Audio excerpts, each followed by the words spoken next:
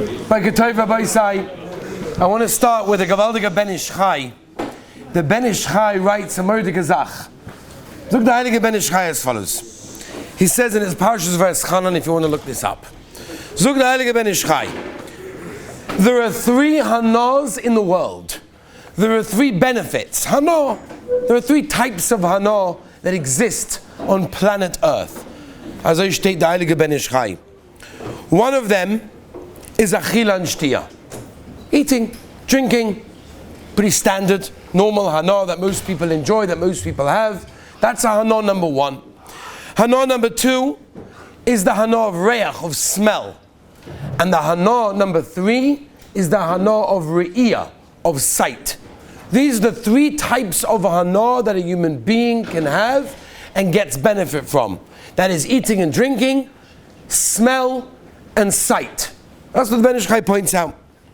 He then continues to say that in this world, in the world that we live in, down here, the main hana that we have is the hana of achila v'shtia. Eating and drinking.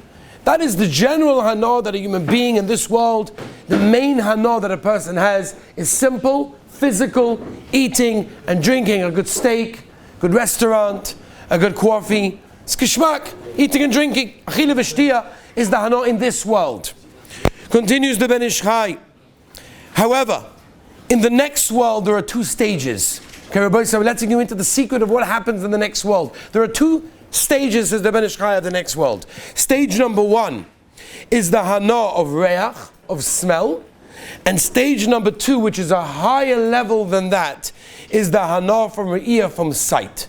Explains the Ben Ish Chai, if you ever wondered, and I wonder how many people even thought about this, says the Ben Ish Chai, you ever wondered how on your face the lowest is your mouth, higher goes the nose, and higher than that goes the eyes? Because says the Ben Ish Chai, that's the order of hana that we have. The lowest hana in this world is your mouth, because that's achila v'shtia. Higher than that in the next world is the nose, because that's reach. And higher than that, the highest is the eyes, the re'iyah, the sight. As I state the Ben Ish Chai, pshat, why the Rabbeinu Shalom created your face in the way that he did as well. However, there's a Gemara. There's a Gemara in Brachos, Mem Gimel Amud Beis, and the Gemara says, Minayin levorchem al hareich. How do we know that when you smell something, you make a bracha on it? Where do we get this from? I understand if I eat something, I have to make a bracha because I'm having hana. And the Gemara says, if you're being nene ma'olam hazeh b'loi bracha, you're kaviyachol ki'ilu stealing from the Rabbeinu Shalom. Because it's the Rabbeinu Shalom's world, the Rabbeinu Shalom's food, and if you are eating an item of food without making a bracha, Shem Yirachim. But how do I know this? Same thing applies to a smell? It's not a physical thing. It's not tangible. I can't touch it. So how to make a bracha? And the Gemara asks the kasha. And the Gemara says from the pasuk that we say every day, Kol ha-neshama tahalel ka. Kol ha-neshama tahalel ka, says the Gemara. Eize dova sha-neshama nes memenu ve'ina guf nene memenu hava-omer zereach. What is the only thing that the neshama gets hana, but the body gets no hana? That's reach, that's smell. When you smell something, your body physically gets no actual hana. But the neshama that you have actually gets hana, which is interesting because there's a Mordecai Marsha over there, which we're not going to go into, and he says, I don't understand. Doesn't an animal smell? And if an animal smells, an animal doesn't have a neshama, so how could the Gemara tell us, the Marsha, that the neshama gets hana when you smell something, if an animal smelled something, and seems to be okay with that? So whatever it is, the Marsha has a bunch of tirutzim over there, and he says that Avada he smells, because that's one of the senses, but he doesn't get hana from it. And that hana can sometimes stay with a person for a long time. So I want to spend a few minutes, maybe today and tomorrow, to discuss the inyan of birchas hareach, the inyan of smelling. I'll give you an example. The Olam Master Kasha. The Olam Master Kasha, are you allowed to go along and smell coffee? Fresh ground gishmak coffee. You grind it around and around, you open it up, gishmak. Or when you open the seal of a new coffee jar, what's the first thing everybody does?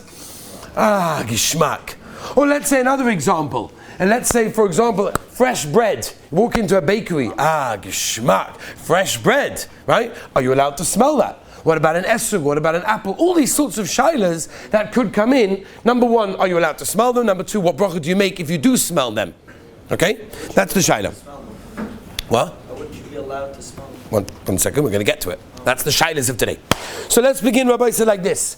The Brachos Harech, the bracha on smell, whenever we're going to discuss it, is made like every other bracha, over lasiyasan. Over lasiyasan means before you smell it, you make the bracha. Because like every mitzvah, like every halacha, like every hana, before you eat it, before you enjoy it, you make a bracha.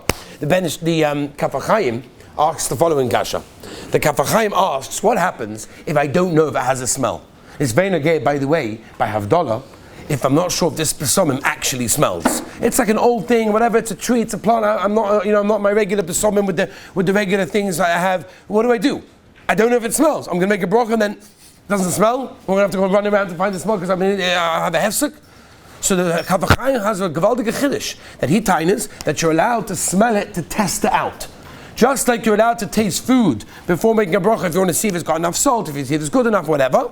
So too would you be allowed to do the same thing with smell. You're allowed to smell it to test be'emes if it's actually got a smell. That is the Kaf HaChaim's gewaldige heta. Next, do we make a bracha achroina levi on a smell? Zevi, what do you taina? Do you make a bracha achroina? Yeah. Why not? Because what? What's the difference? I make a bracha before, so what's the difference? What?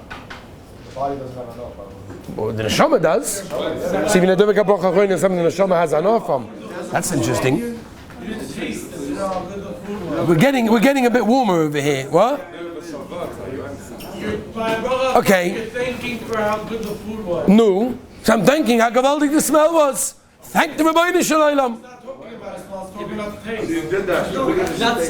So the Heilige Chofetz Chaim, the Mishnah Berurah, discusses the Shaila and Reshit Zayin, and he says, you know why? Because there's no share. The din of a bracha achroina is only when you eat the share of the food. There's no share of hana, of smelling. I can't make a bracha achroina on a smell. That's how it goes. Okay? So, those are the klolim. Let's go now into the halacha lemaisa. Okay? There's a lot of interesting shailas. We're not going to get to all of them today. But I'm just going to give you some of the hagdomas today, and midst from tomorrow we'll get to some of the other shailas as well. Let's start with an easy one. Fruit, okay? You take an apple, you take an orange, you take whatever it is, take some grapes, some strawberries, kavaldik. So what do you do? Reish Tazayin, see base, what's the halacha? You take the fruit, and what bracha do you make?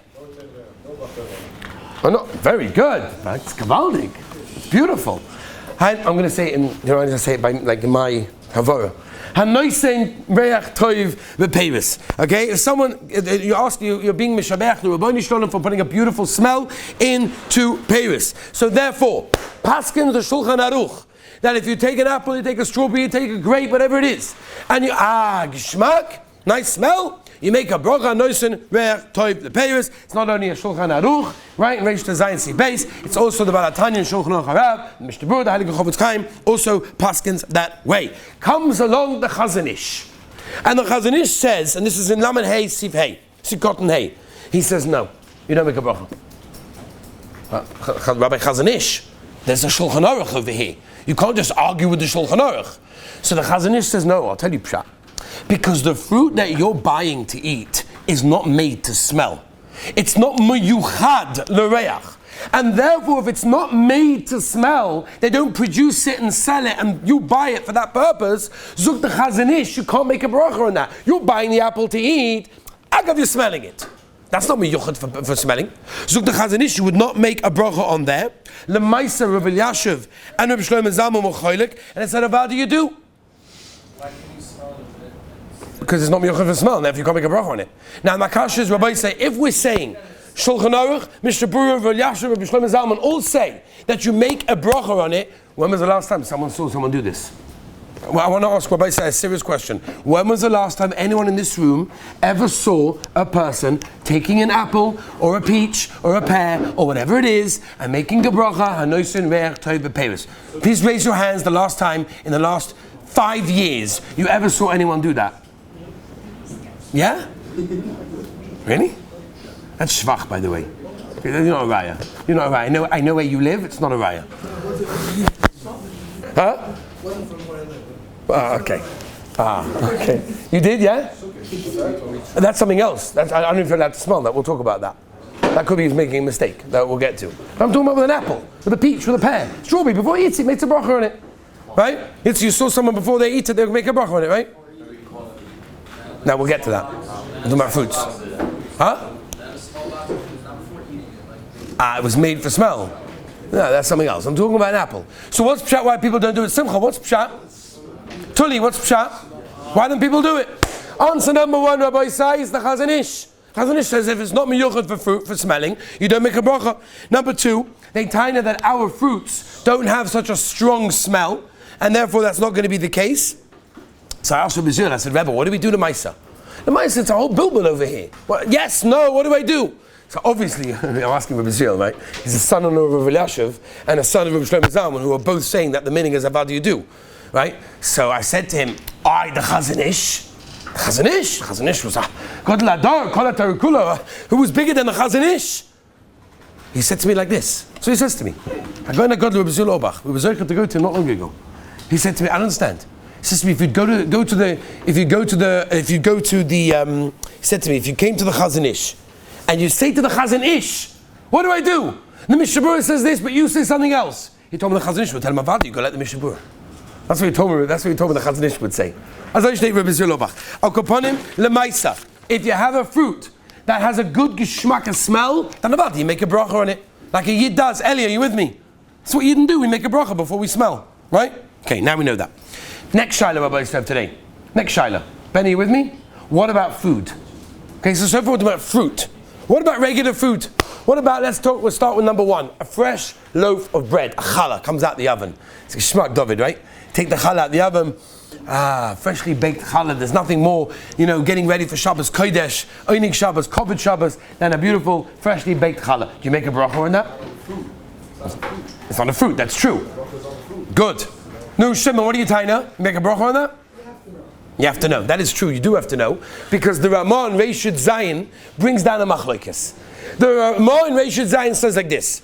Listen to the lashon of the Ramah, Rabbi say Yudalet. Reishut Zayin says Yudalet. Yesh oimim damareach pas cham. If you smell hot bread, yesh lo levorik shenosan reach toiv papas. You make hanoisen reach toiv papas. That's pshat number one in the Ramah. Nochi, are you with me? Pshat number two. V'yesh oimrim de'ein levorach alav lekach ein lereich by. Whoa. Says the Ramah. It's a machlokes if you do or do not make a bracha on freshly baked hot bread. Not that freshly baked hot bread. Zug the Ramah. Because we don't know what to do, don't smell it. That's the psak of the Ramah. Don't do it. Don't smell it bechlal because we don't. Says the Mishnah Berurah. Okay, but let's say I do. I want to smell it. So the mice, I put it to my nose and I smell it. What do? So the Mishnah Berurah, you don't make a bracha. It's just over brachos, you don't make a bracha. As always, the psak lemaisa of the Mishnah Berurah. Okay? Comes along, 1 second. Comes along. The Heilige Aruch HaShulchan. And the Aruch HaShulchan says that when the Ramah over here says pas, it's lav dafka. And any tavshil, any cooked item that has a nice smell would be the same thing, which means, l'chayra, according to the Aruch HaShulchan, Rabbi said this is against Minhag Klal Yisrael, so I don't know how we're going to say this. But when you open up the crock pot or the pot, the lid of the Heilige Chulent, and you go, Shabbos Kodesh, Lekoved Shabbos. According to the Aruch HaShulchan, if we're saying that every tavshil is the same as pas, and the Ramah says by pas, it's a yesh oimim, and therefore don't smell it, Zevi, it would come out that you shouldn't smell chulent for that same reason. Okay? So I asked, and I asked my Rebbe Rafal, because that's Sal also, and I asked, what do I do? It's a gewaltige Sach. According to Aruch HaShulchan, your wife in Mitzvah Shem is going to make some gewaldige food, and you come home and you smell the gewaldige chicken or whatever she made for chicken soup. Geschmack. What better Jewish smell is there in the world than Yiddish mama's chicken soup? And you give her Zah Shmek. The Shmek Git, it's a beautiful smell. I don't know, but according to the Aruch HaShulchan, if he learns Pshat, that it's Lav Gavka Pas, it's all in any Tavshil, and the Ramah's Psak by passes don't smell it, it will come out that it's also. So Rav Falk and Rav Zur both told me the same thing. And they want a taina, maybe a rogalach, Be'etzem is like pas. It Be'etzem has a nice smell. Or betchulen and chicken soup they taina. Doesn't be'etzim have a nice smell. You happen to like the smell because you know what it tastes like and you recognize the smell, but it doesn't be'etzim intrinsically have a nice smell. By the way, this would be the kasha if you walk into a bakery, for example, and you want to smell the freshly baked goods in the bakery. You walk in, they're making fresh bread. Are you allowed to do that? Are you allowed to do that? If the Ramah says you're not allowed to smell freshly hot bread, so can I walk into the store and enjoy the smell that's in the store? So Lemaisa, the Shulchan Aruch brings what happens if a person walks into a store that smells besamim, spices. So the halacha is he has to make a bracha even if he has no kavana to enjoy the smell, because Lemaisa they put it there for the smell purposes. Whereas, David, if you walk into the warehouse where they store it in order to take it from there to the store, you don't make a bracha. Why?